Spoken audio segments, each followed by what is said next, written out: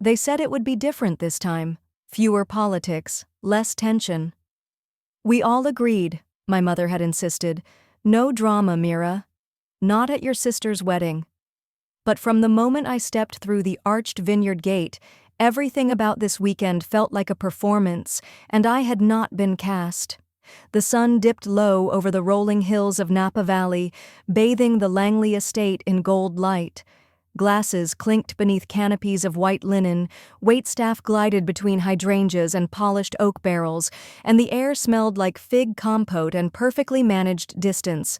It was stunning. It was calculated, and I had not been listed on the guest registry. I knew this because the clipboard in the hands of the young greeter trembled ever so slightly when she scanned it for my name. "I'm sorry," she said, polite but hesitant. "You must be one of the vendors?" I met her gaze. I'm Mira Langston." I said it slowly, without raising my voice. "The bride's sister." The young woman blinked and stepped aside, cheeks pink. "Of course, Ms. Langston. Please, come in." No one else seemed to notice, or maybe they had and simply pretended not to. Either way, it had begun. The estate was owned by the groom's family, the Langleys, who ran one of the oldest vineyard chains on the West Coast. My sister, Aubrey, had met Daniel Langley at a wine industry gala 2 years ago. They got engaged last fall, and within weeks, wedding plans took over every group chat, every dinner call, every second of my mother's attention. I received an invitation 2 months late, no explanation, just a quiet assumption that I would attend and behave accordingly. Now I stood beneath imported floral arches, watching guests I barely recognized raise glasses to a couple I barely knew. Aubrey's voice floated across the lawn, clear and confident. "Thank you all for being here with our family." I was fairly certain she did not mean mine. I spotted her near the terrace. She looked radiant. Of course she did. Always had. She wore pale blush silk that caught the sunset in a way that made her seem untouchable. Daniel stood beside her in a custom tuxedo, hand casually tucked into his pocket like he had never failed at anything. And for a man who had never been told no, I was a threat by simply existing. I began walking toward the reception courtyard, passing decorative chalkboards with welcome messages in calligraphy. That's when I saw it. A handwritten list of family arrivals tucked discreetly beneath the escort cards table. My name was not on it. What was written, in delicate gold ink, was, "Family friend, Mira Langston, East Coast." I stared at the words. Not cousin, not relative, not even guest of the bride, just friend, from the East. My title reduced to a vague regional suggestion, like I had wandered in off a scenic highway with a bottle of budget wine and too many questions. Behind me, someone cleared their throat. "Excuse me, miss," said a soft voice. I turned. A server held a flute of champagne and offered it to me with the kind of smile reserved for unsure situations. "You looked like you could use one." I took the glass. "Thank you," I said. "Apparently I'm someone's friend from the East." He blinked. "They say that like it's a bad thing." I offered a tight smile and moved on. Inside the hall, conversations bloomed around curated floral centerpieces. My mother was seated near the head table, wearing pearls I had never seen before. She caught my eye, then looked away. No wave, no signal, just air. That was when I understood that this was not an oversight. It was a rewrite. They had revised me out of the wedding story and left just enough space for plausible deniability. I stood silently beside a table of distant relatives who did not recognize me, holding a glass I no longer wanted, wondering how many more times I would be expected to smile while erasing myself. Then a familiar voice rang out, Daniel's. "Everyone, thank you again for joining us tonight. I'd like to welcome a few special guests." His voice echoed easily across the marble-tiled space. "This weekend is about love and legacy, about two families coming together." He paused. "And I'd like to thank all of Aubrey's family for making the trip, including her dear friend Mira from the East Coast, who is joining us for the first time." The applause was light, uncertain. My face did not change, but inside, a fire lit behind my ribs. Not because I had been insulted, but because I realized something important. Daniel thought I was irrelevant, and people like Daniel only understand power when it takes the shape of money, leverage, or silence. I raised my glass gently, nodded once toward the table, and let the moment pass. Let them mislabel me. Let them believe their story was safe. Because they had no idea whose signature was waiting at the bottom of the Vineyard's new equity transfer. No one at this wedding knew that I was the anonymous investor who had been quietly acquiring shares of Langley Holdings' most vulnerable property. This property. I did not need to be part of their wedding story. I was rewriting the ending of something much older. I turned back toward the terrace, champagne untouched, and let the evening fold around me like fabric. The sun had dipped below the Vineyard ridge, leaving the sky a lavender haze. Paper lanterns glowed across the garden walkways, casting soft circles of gold on the polished flagstones. From where I stood on the upper terrace, I could see guests gathering near the fountain, laughing too loudly, their backs turned. The reception had settled into a rhythm of performative ease. Glasses clinked, photos were taken, and no one noticed I was missing from them. That was how they preferred it. I wandered toward the main house, not to join them, but to find a moment of stillness. Inside, a narrow hallway off the catering kitchen led to a quiet service corridor. It smelled faintly of rosemary, polished wood, and wine barrels. There, near a stack of linen crates, a young woman stood frowning at a digital inventory screen. Her brows were pinched, her apron slightly askew. "Excuse me," she said to no one in particular, flipping through a printed ledger. "I think they forgot to update the reserve shipment. We're short 2 cases of the Langley Black Fig vintage, and I know I triple confirmed that order." She noticed me too late. Her eyes widened, and she stepped back instinctively.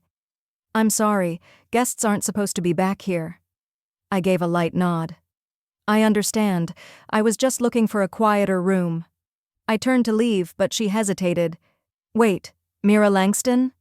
I paused. She had read my name off a clipboard half hidden beneath a folder. "Yes," I said. "But please, I'm not here to interrupt. I know how chaotic catering can be." Her expression shifted, curiosity overtaking protocol. "You're with Langston and Fox Capital, aren't you?" I blinked, just once, measured. "Yes." She straightened. "We just had a meeting last week with a firm rep, someone from your legal team. They're handling the wine label consolidation, the Langley bottling rights?" I offered a soft smile. "That's correct." Her mouth parted slightly. "You're the investor?" "One of them," I said. "But my name is on the signatures." The tension in her shoulders vanished. She laughed quietly, more from shock than humor. "Wow, no one told us. I mean, there's been gossip, but I didn't think—" She trailed off, clearly unsure how to finish. I spared her the effort. "You can relax. I prefer to observe quietly." "I'll make sure the inventory is corrected," she said quickly. "And thank you for supporting the expansion. This vineyard means a lot to the team." I nodded again. "It will be taken care of." I left her in the hallway, her face flushed, her posture changed. She no longer looked at me like a +1. She looked at me like someone who mattered. Back outside, Daniel stood near a cluster of relatives, retelling a story I had already heard twice. Something about a ski trip, a lost wallet, and his old college roommate who became a venture capitalist. He had an arm draped over Aubrey's shoulders like she was part of the punchline. I stayed in the shadows of the archway, watching how easily he played the role of the golden sun. Aubrey laughed a moment too late, her eyes scanning the crowd, probably looking for a camera or an aunt who had not yet commented on her dress. I crossed the patio as a server passed with a silver tray of canapés. I took one without thinking, then paused. "Excuse me," I said to the server. "Can I ask who's handling tonight's wine pairings?" "That would be Lucia," he replied. "One of our senior sommeliers. Would you like to speak with her?" "No need," I said. "Just curious. Are they using the estate's reserve or the wholesale varietals?" He smiled politely. "Tonight is the estate vintage, miss. Very exclusive. Some of it isn't even bottled for sale yet." I gave him a gentle thank you and continued on. They had no idea, I thought. No idea that the bottles on their tables bore labels approved by my firm, that the vintage's marketing rights were currently under renegotiation due to shifting majority ownership, and certainly no idea that the Vineyard's bottling license, previously held solely by Langley Wines, was in the final stage of being restructured with 2 new board seats, one of which had my name on it. I made my way toward the main tent where the first course was being served. The seating chart displayed beside the entrance was adorned with florals, delicate lettering, and faux gold trim. As expected, my name was not included under family. I was listed alone, near the bottom of the chart, tucked beneath a generic Guests Other. My table was positioned at the far left corner of the tent, near the service entry, next to the emergency generator. I approached it without hesitation. The table was half filled. An older couple, a quiet woman in a navy shawl, and a man in his 30s who looked mildly irritated to be placed so far from the head table. I offered a courteous smile and took my seat. The man to my right glanced up. "Nice night," he said. "If you're into formal exile." I laughed once, dry and restrained. "Some nights reveal more than they disguise." He chuckled. "You know the couple?" "My sister is the bride," I said evenly. He blinked, looked me over again, and then back at the center of the room where Aubrey and Daniel were laughing with the officiant. "Interesting placement, then." "Intentional," I said, "but not permanent." The first course arrived, a delicate salad with microgreens and a drizzle of champagne vinaigrette. I took a single bite. It tasted expensive and empty. I glanced toward the head table and caught my mother looking at me, not directly, not long, but enough to register that she had seen where I sat and had chosen not to do anything about it. I turned away. From that distance, I could still hear Daniel's voice, confident, directed. "We're grateful for everyone who helped make this night possible," he said, raising his glass. "This estate means a great deal to my family." He did not know the ink was still drying on a document that would soon divide the estate's ownership. He did not know that by the time he said, "I do," the Vineyard's signature vintage would be under co-branding agreements my firm initiated. He did not know that the investor behind the sudden rise in valuation was seated near the emergency exit, out of sight, not out of power. The second course was halfway through when she appeared, a woman with the kind of posture that filled space before her voice ever arrived. Her dress was forest green silk, floor-length, no embellishment, no apology. She walked with ease but not softness, heels that never hesitated, eyes that scanned, measured, remembered. Eleanor Langley, Daniel's aunt, widowed twice, managing partner of an international wine export group, and one of the most influential forces behind Langley Holdings' distribution network. I had read about her years ago in a profile piece titled "The Quiet Architect of West Coast Wine." She did not believe in small talk or second chances. She made her way to the table beside mine, pausing to speak to someone I assumed was a former investor. Her voice carried only when necessary, but when she laughed, the sound was crisp, controlled, unmistakably dominant. I kept my gaze forward. I had no interest in creating spectacle. From across the tent, Daniel stood, wineglass raised again. "If I may," he said, gesturing toward Eleanor, "I would like to acknowledge my Aunt Eleanor, who has supported this family with more wisdom than we deserved and more generosity than we could ever repay." Light applause followed. She smiled, nodded once, and resumed her conversation. I expected her to move on, but she did not. Minutes later, as the final wine pairing was served, I felt her presence before she spoke. "Langston?" she asked. I turned. Her brow was slightly raised. "Are you Mira Langston?" "Yes," I replied. Her eyes narrowed, not with suspicion, but with recognition. She took a seat across from me without asking. "I know your name," she said. "Langston and Fox, the acquisition firm working on the Vineyard transitions up the valley. You're the signature on the Springvale contract." I held her gaze. "That is correct." She nodded slowly. "You used a Shell LLC for the early filings. Smart. Keeps the Langleys calm until it is time to move." Her tone was not hostile. If anything, it was impressed. "No one mentioned that you were connected to this family." They prefer it that way, I said. Eleanor glanced toward the head table, then back to me. Does Daniel know? No. Should he? Eventually. She laughed once. You understand leverage better than most people in this room. I said nothing. There was no need. She studied me for a moment longer, then leaned in. I sent your firm a proposal 3 months ago, merged licensing rights between Langley Bottling and our Pacific Rim contracts. I never received a response. It was reviewed, I said, but declined for now. The board believed the valuation was inflated. She did not flinch, but she did nod. That would have been your call? Partially. And now? I paused.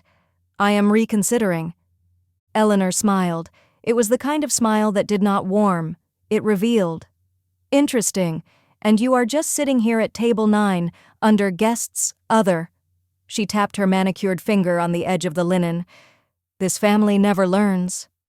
No, I said quietly, but sometimes they notice too late. Eleanor stood.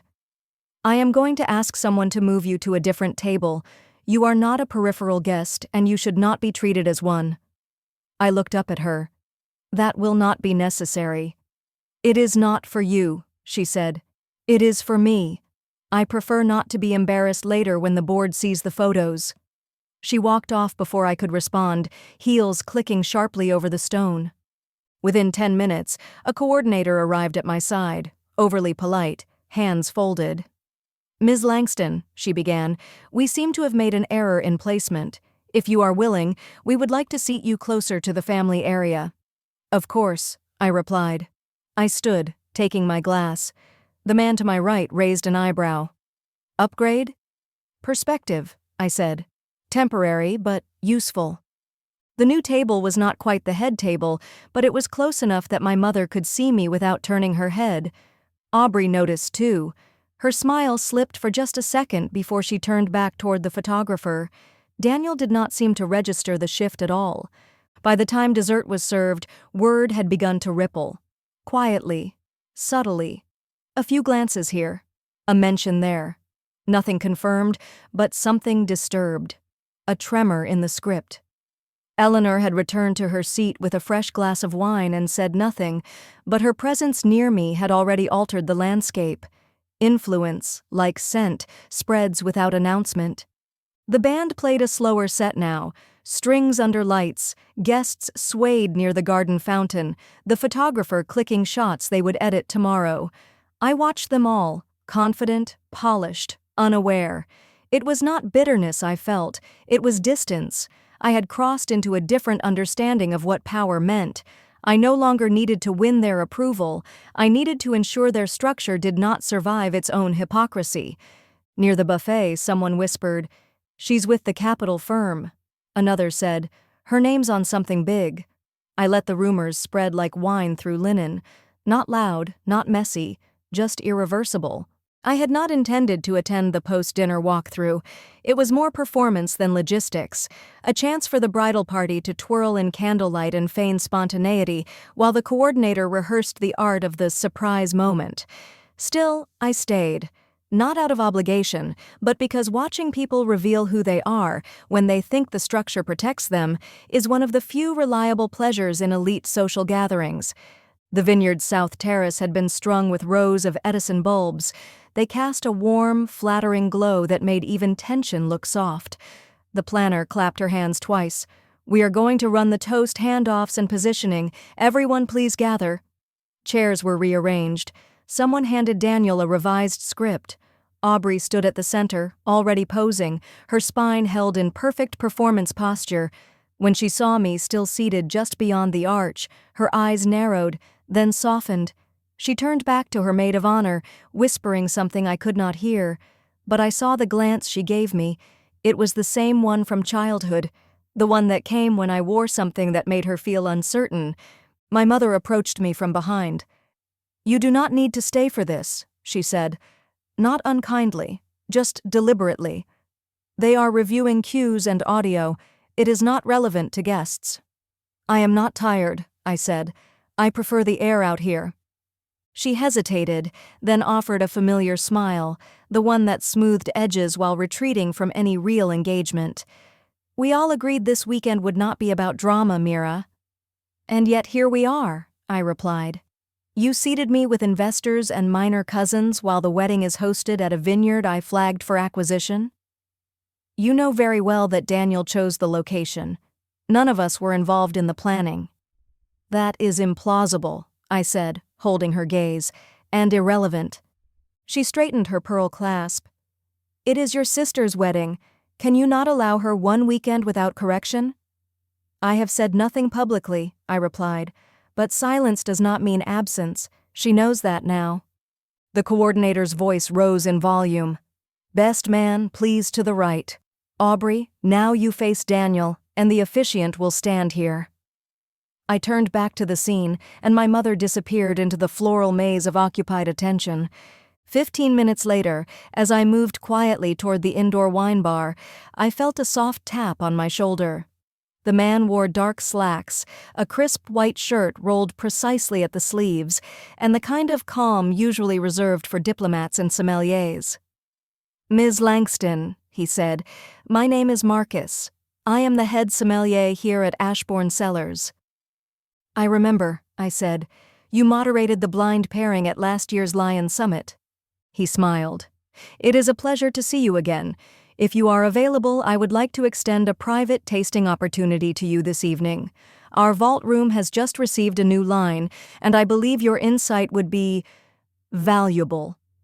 That is generous, I said, but I am not on the planning committee. Your presence changes what the event is, he replied without hesitation. Shall I prepare 3 pours? I followed him through a service hallway that bypassed the courtyard entirely.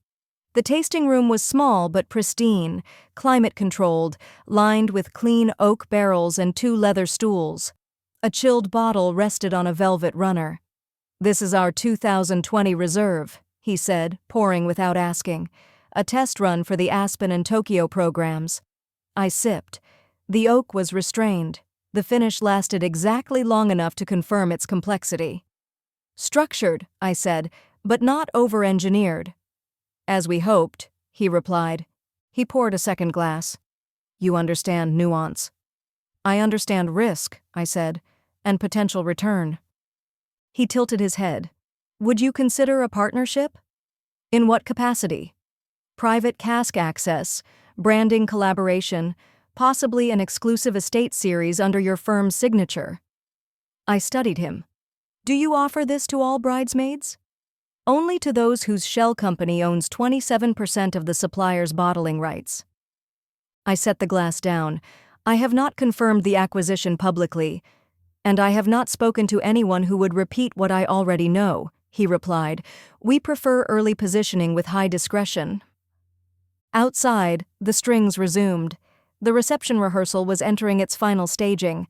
I remained in the room another 10 minutes, reviewing the sommelier's pitch and making a mental note of his business card, which he had not offered, but had placed discreetly beneath the bottle's base.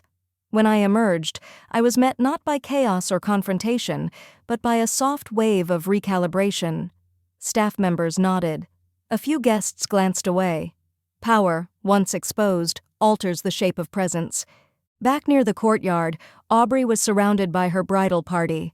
Laughter bloomed like flowers too quickly forced. I walked past them toward the northern walkway. A low wall ran alongside the vines, and I paused, letting the moonlight soak through the haze of staged celebration. The music swelled again, louder now. Somewhere inside, someone opened a bottle too early. It hissed like a whisper you can never retract.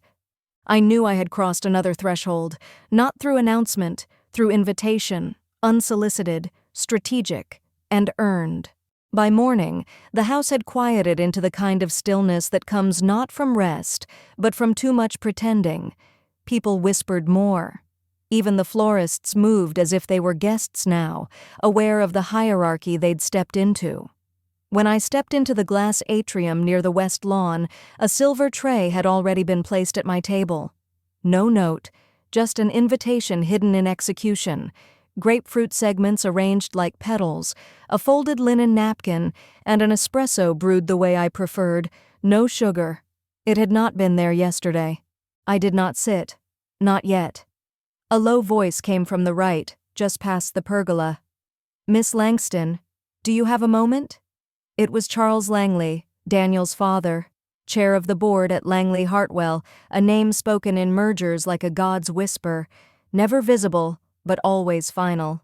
He wore a sand-colored linen suit, no tie, the kind of calculated comfort that says, "I do not need to prove anything anymore." "Of course," I said, keeping my tone flat. No deference, no edge. Let him decide what the silence meant. He gestured to the seat across from mine. "I asked the kitchen to prepare it as you like," he said.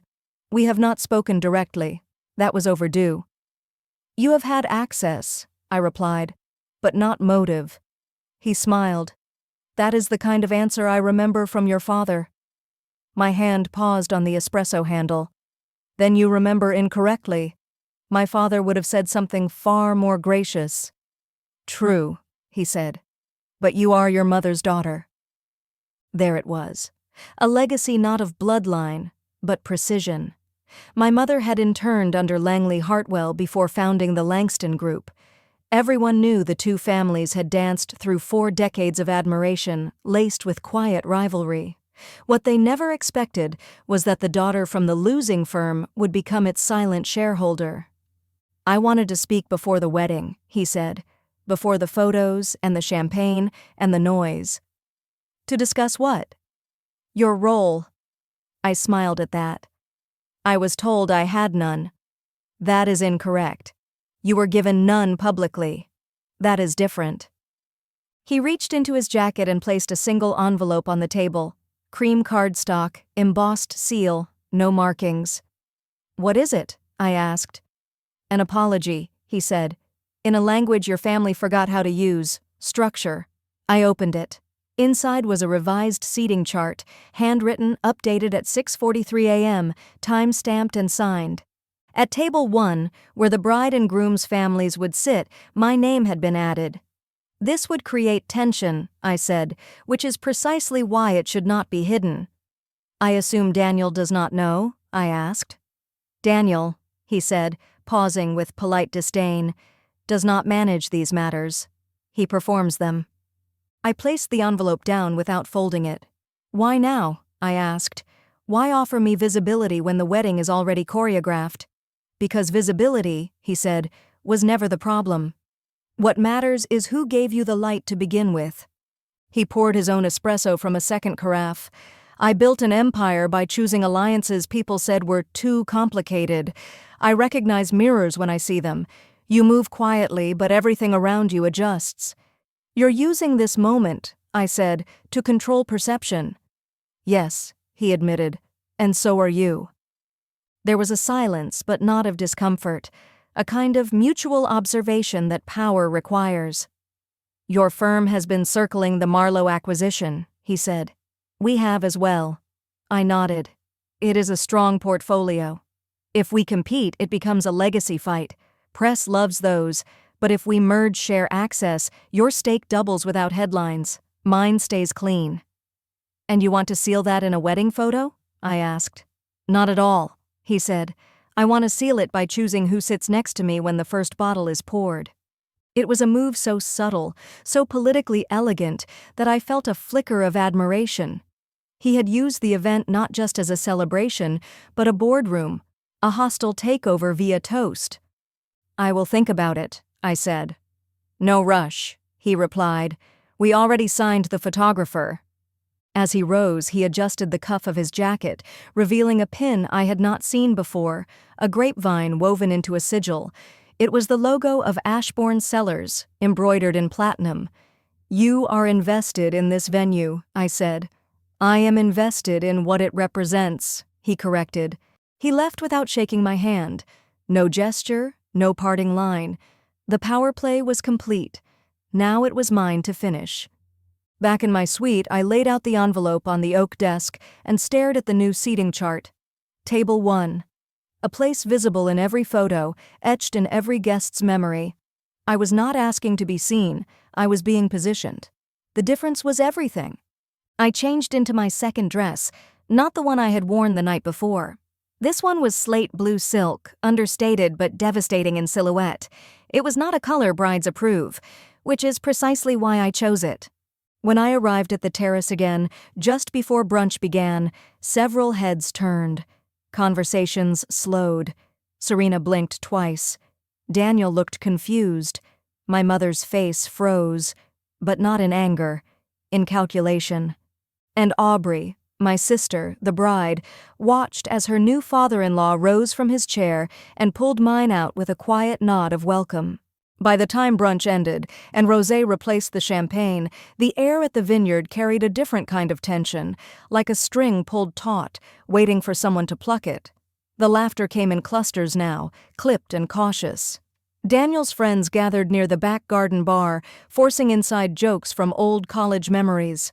Serena was pacing along the veranda, one AirPod in, gesturing sharply as she whispered instructions to someone on the phone. And the bridesmaids, lined in coordinated blush tulle, stood beneath the magnolia trees, exchanging glances over their phones, their smiles never quite reaching their eyes. Something was coming. I could feel it in the silence between notes of the string quartet, and I was certain they thought I would never see it coming. I stayed near the shade of the tent, not hidden, just still. I had learned long ago that when people think you are not part of the scene, they speak freely, and that is when they tell on themselves. A commotion flared near the catering tent. A young staff member no older than 20 had dropped a binder, thick, leather-bound with a gold foil spine. One of the bridesmaids, Elise, darted over in a rush, her heels scuffing the grass, and snatched it up like it was government property. Elise. I remembered her. She had once tried to submit a paragraph from my honors thesis as part of her graduate school personal statement. She had called it inspiration. I had called it theft. Some people never outgrow performance or plagiarism. The binder was labeled simply the ceremony book. I had seen dozens of them, meticulously curated by planners, filled with seating charts, musical cues, florals by segment, toast order, even the timing of the champagne pour. As Elise hurried off with the recovered binder, a single sheet, pale pink, narrow margins, fluttered beneath the catering cart. No one saw it, except me. I crossed the lawn at a measured pace, bent slowly, and retrieved it. I did not look around. I did not hide it. I simply turned it over and read the heading.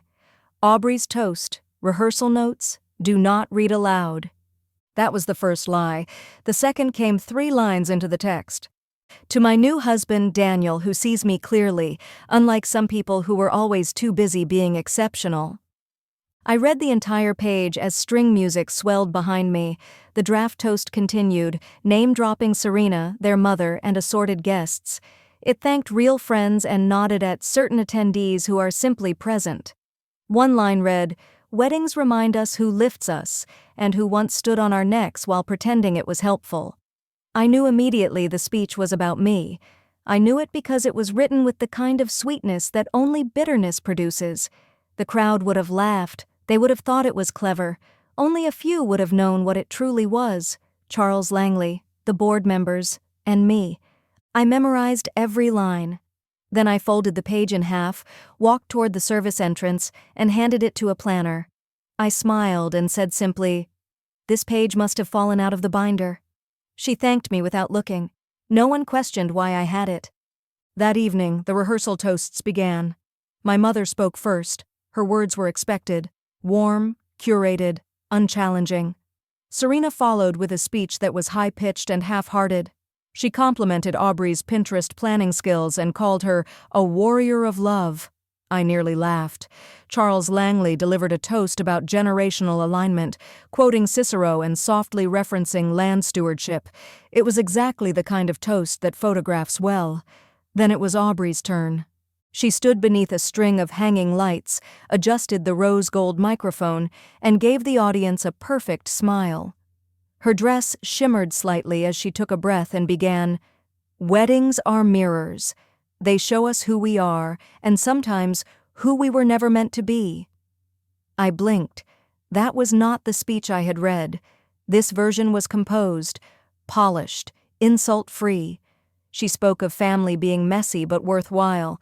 She said some people arrive with love, others with judgment, and that both deserved grace. It was not authentic. It was something else. I could see it in her eyes.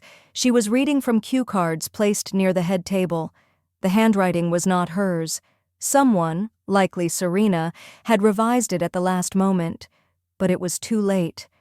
As Aubrey moved into the second stanza of her now unoffensive toast, the microphone crackled. The speakers shifted. A second input line had been activated. Then, like a ghost stepping through the curtains, a different voice echoed over the system. To my new husband, Daniel, who sees me clearly, unlike some people who were always too busy being exceptional. Aubrey froze. Guests tilted their heads. The audio continued. To the real friends here, and to those who are simply present, you know who you are. Gasps, scattered laughter, then confusion. Guests glanced around. Aubrey's expression collapsed inward. Her mouth moved, but her microphone had been muted. The sabotage was clean. Someone had embedded a recording of the original speech, the one I had read, the one she had hoped to bury. The planner rushed forward. Serena shot up from her seat. The mic was ripped from the stand. But it was too late. The damage had bloomed like red wine on ivory linen. I had not recorded it, but I had made it possible. By refusing to erase the page, by letting it re-enter the flow of the event, I had planted the seed. Someone else had activated the moment. I did not need to know who. The outcome was the same.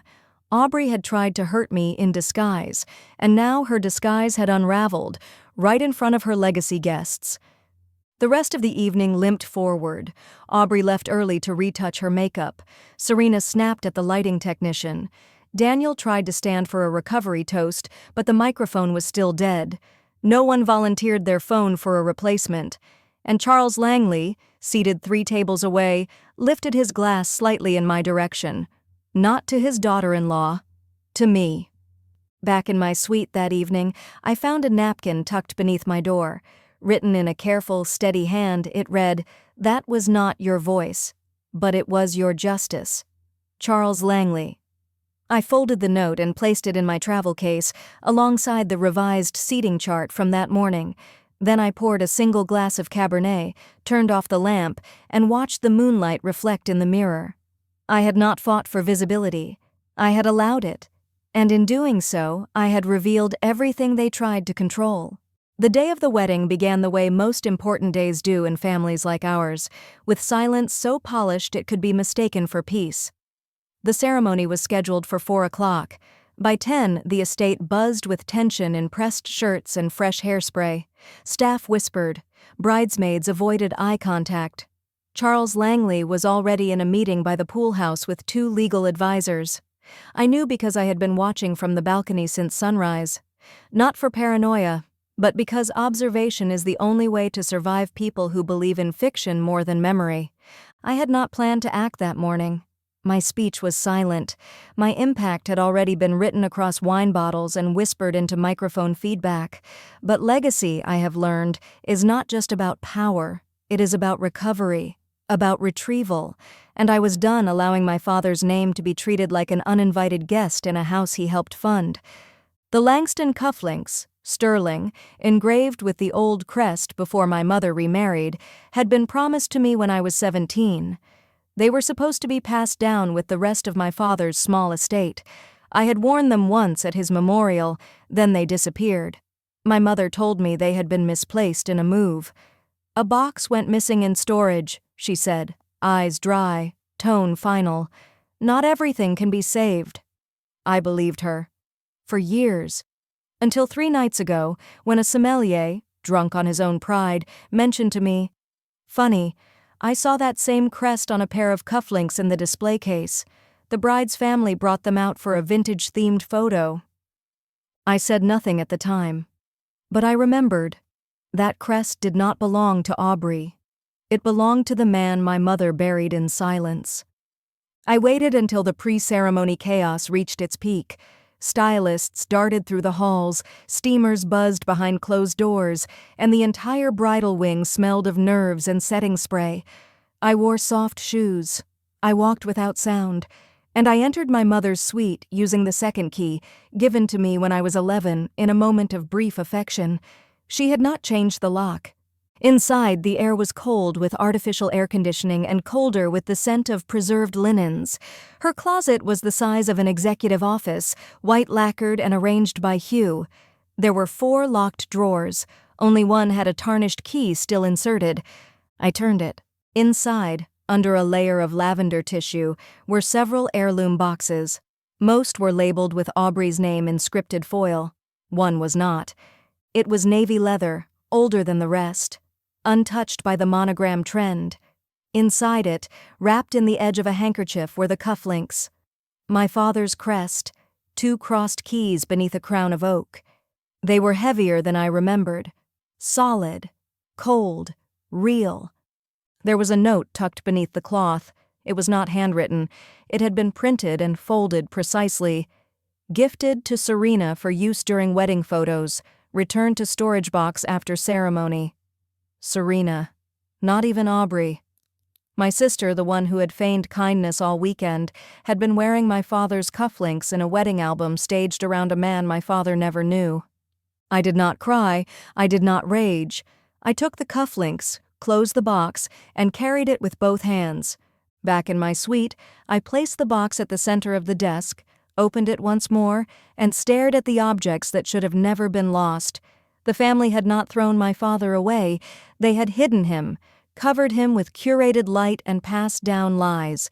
When it came time to dress, I chose navy silk, just deep enough to match the box. I did not need the cufflinks. I needed their return to be seen. As I descended the central staircase, several guests paused. Serena saw me and stiffened. Her eyes dropped instantly to the box in my hand.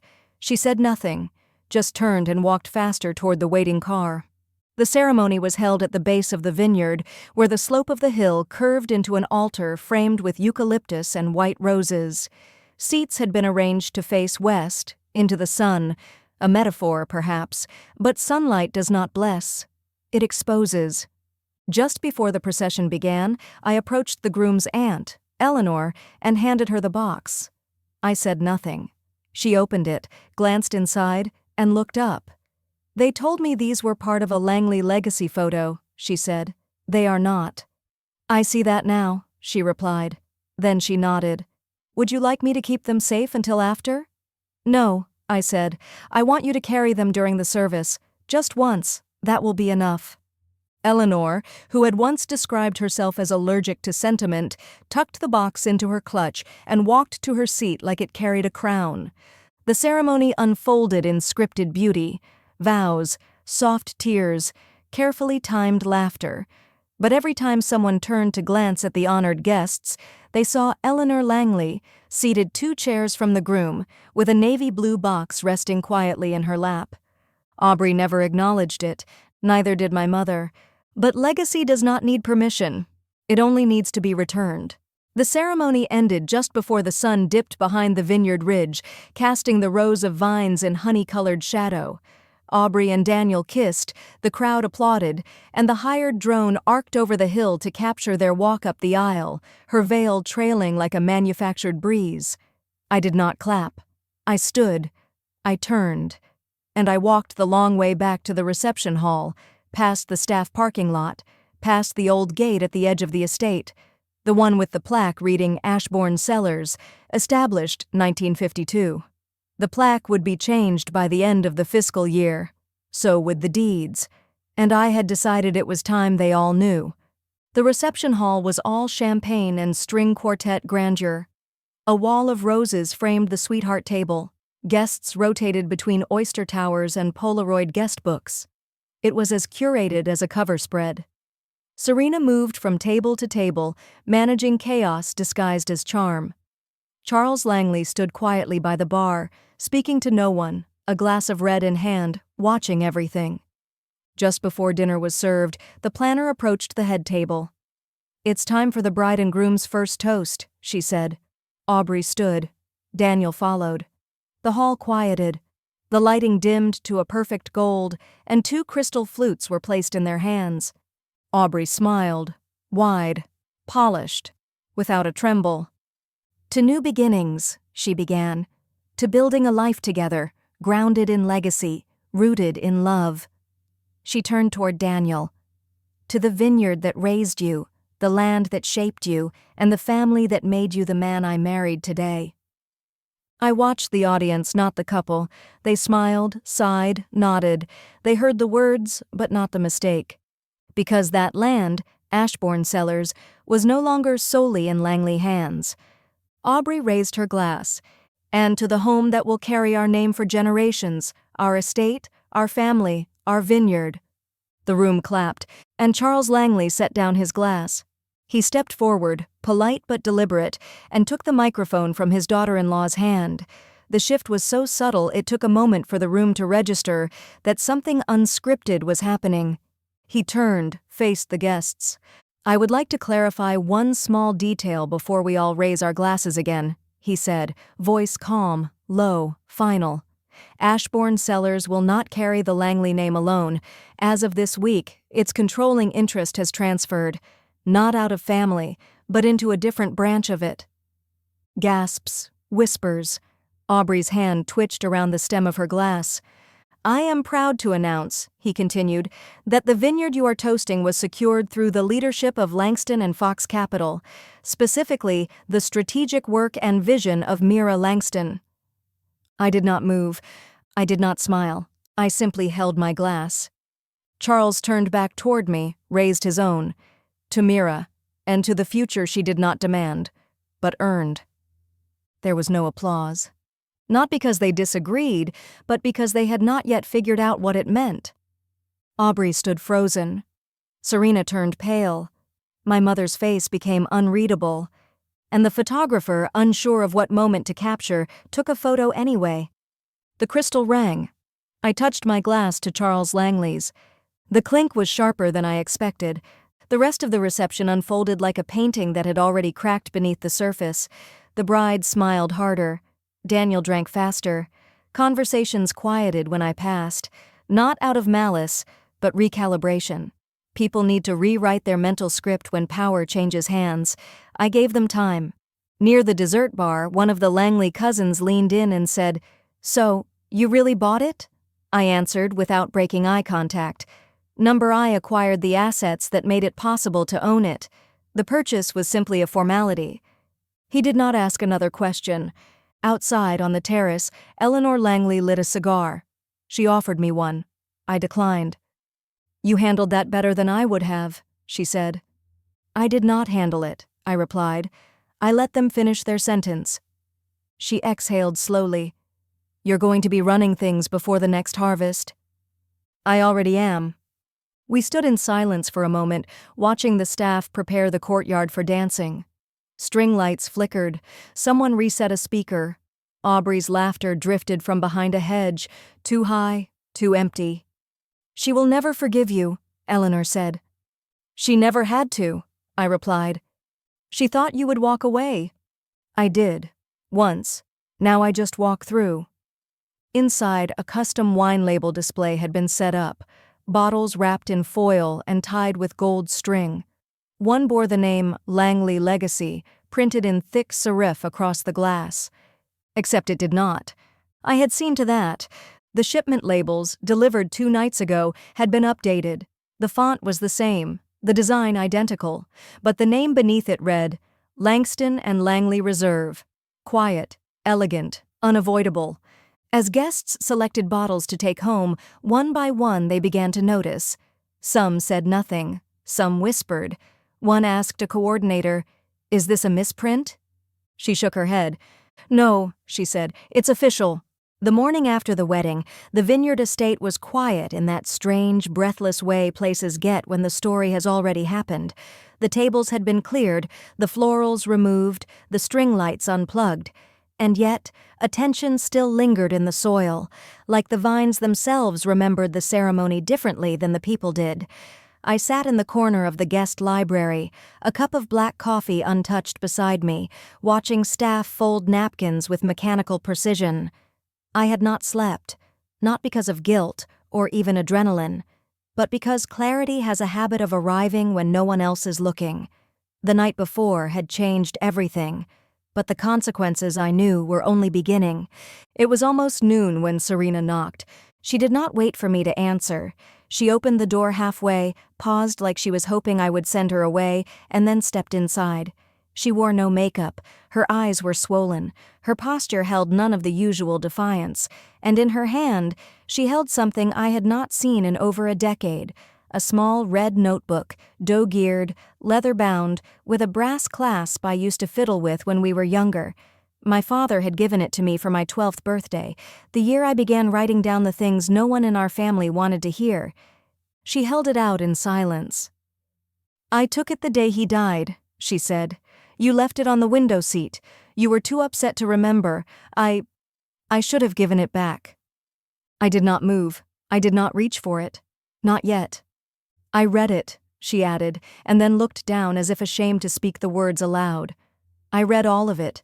For years I told myself it was harmless, just your thoughts, just words, but it was more than that. You saw everything, even back then." I stayed silent. She placed the notebook gently on the table. "I was always jealous of how much he saw you, of how much you saw him." This was not an apology, not yet, but it was something more honest than anything I had ever heard from her, and that made it heavier. "I called you the weird cousin because I thought it would be funny," she admitted. "It was not Daniel's idea. It was mine. I gave him the line. I thought it would make people laugh, that they would see you the way I wanted them to. Far away, decorative, harmless." I stared at the notebook, not because I had forgotten what was inside it, but because I had remembered it too often. It was the only place I had ever told the truth without being punished for it. And now, here it was, returned by the person who had spent years rewriting me out of the story. "You're not harmless," Serena said finally. "You never were. You were the one thing none of us could shape, and we hated you for it." The words did not sting. They landed like something long overdue. She walked toward the window, looked out toward the vineyard. "Mother is furious. Daniel refuses to speak to Charles. The Langley board wants to speak with you directly, but no one's angry about what you did. They're angry that you were quiet while you did it." "That is how you keep the blade sharp," I said softly. She turned back to me. "Why didn't you humiliate me?" I raised my eyes to meet hers. "Because you were already doing that to yourself." For the first time in a decade, she laughed. It was not bitter, just broken enough to be real. "I do not expect you to forgive me," she said. "I do not need to," I replied. "Forgiveness requires desire. I only needed closure." She nodded, slow and careful, then stepped toward the door. Her hand rested on the knob. I kept thinking, maybe you would have made a better bride. I tilted my head. Number I made a better architect. The door clicked shut behind her. I sat there for several minutes, alone with the notebook. I opened to the first page. My handwriting was smaller then, neater, afraid. But the words still sang with the same quiet rage I had once carried like a second spine. "They will always say you are too much, until they need what only you can build." That was the line. I had written it when I was 12, and now it had built the room I sat in. I packed slowly that afternoon, not because I was reluctant to leave, but because I wanted to carry every moment with full awareness, the invitation, the insult, the silent revenge, the property transfer, the toast, the cufflinks, the notebook, and the one thing no one expected I would carry: peace. I left the vineyard the next morning before the staff began their rounds. No farewell brunch, no awkward eye contact over mimosas, no forced group photo in front of the faded Langley crest. Just silence, gravel beneath the tires, and the rolling hills of Napa shrinking in my rearview mirror like a story that no longer belonged to me. But I had not left it empty. Before I departed, I'd signed one final document. It transferred all remaining naming rights of the Ashbourne property to a newly formed entity, Langston Ridge Estate. Clean, elegant, truthful. It would take effect within 30 days, and by harvest season, the name Langley would exist only in memory, and in the closed-door meetings where old men would argue about how they lost it. In the glove compartment sat a letter I had written 2 nights before the wedding. I had addressed it to no one, sealed it in an envelope, and instructed the property manager to deliver it to Charles Langley once I was gone. Inside I wrote, "I never needed you to see me, Charles. I only needed you to let me move in silence. And you did. For that, I leave you the most generous thing I own, the truth. Your family is no longer what it was, but your vineyard will outlive you because I made sure it could."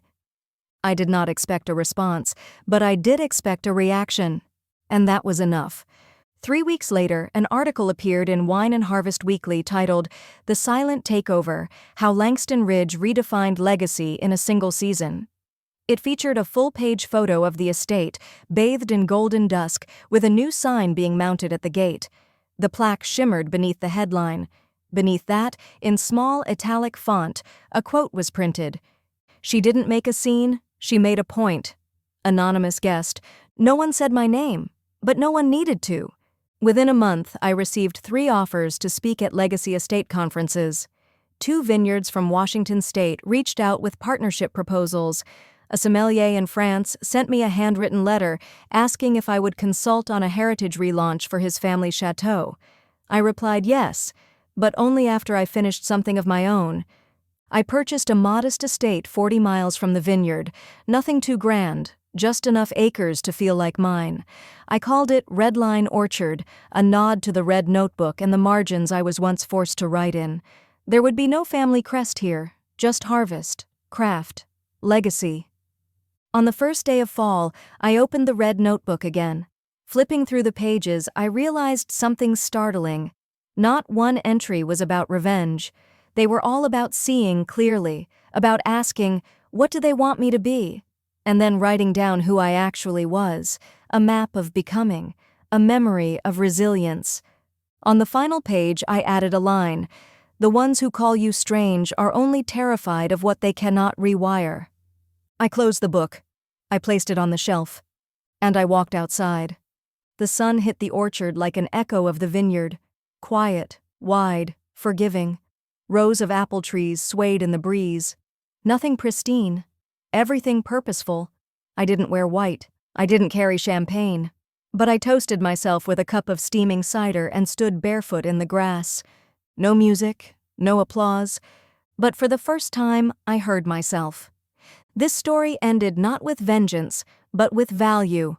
Mira didn't scream. She didn't confront anyone in a scene. She rewrote her presence by becoming the name on the gate.